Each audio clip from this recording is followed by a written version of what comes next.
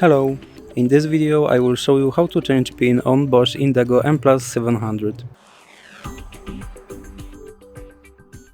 So you have to start with going to settings and then click this green button to open settings, and then use this button arrows to go to security, then click this green button again, and now go to change pin and click green button again, and now you have to enter your current pin.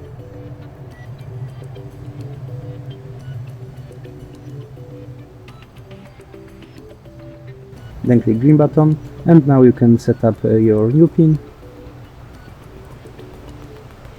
And click green button again, and now you have to verify your new pin. And click green button again, and now as you can see my pin has been updated. So that's it for this video. If you liked it, please remember to leave like and subscribe.